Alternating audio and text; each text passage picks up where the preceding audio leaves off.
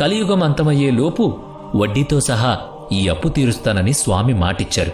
అందుకే మనం హుండీలో వేసే కానుకలు ఆ వడ్డీ కింద జమ అవుతాయని చెబుతారు. అందుకే ఆయన్ను వడ్డీకాసులవాడు అని కూడా పిలుస్తారు. శ్రీనివాసుడు పద్మావతిల వివాహం అంగరంగ వైభవంగా జరిగింది. కాని ఈ విషయం తెలుసుకున్న లక్ష్మీదేవి ఆవేశంతో అక్కడికొచ్చారు. నేనుండగా మరొక వివాహం ఎలా చేసుకుంటారు అని నిలదీశారు.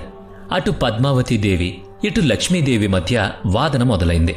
ఆ సమయంలో కలియుగంలో భక్తులను రక్షించడానికి అదే సరైన సమయమని భావించిన శ్రీనివాసుడు ఇక తాను శిలారూపంలో ఉండిపోవాలని నిర్ణయించుకున్నాడు. ఇద్దరు దేవేరులు చూస్తుండగానే స్వామివారు శిలగా మారిపోయారు. ఆ తర్వాత లక్ష్మీదేవి శాంతించి స్వామివారి వక్షస్థలంలో శాశ్వతంగా నిలిచిపోయారు. కాని పద్మావతీదేవి మాత్రం స్వామివారి కోరిక మేరకు కొండ కింద ఉన్న తిరుచానూరులో అలమేలు మంగగా వెలిశారు. అందుకే తిరుమల వెంకన్నను దర్శించుకున్న తర్వాత కింద ఉన్న పద్మావతి అమ్మవారిని దర్శించుకుంటేనే యాత్ర పూర్తవుతుందని అంటారు. అయితే ఇక్కడ ఒక అద్భుతం ఉంది. స్వామివారిలో పురుష లక్షణాలతో పాటు స్త్రీ లక్షణాలు కూడా ఉంటాయి. అంటే ప్రకృతి లక్షణాలు.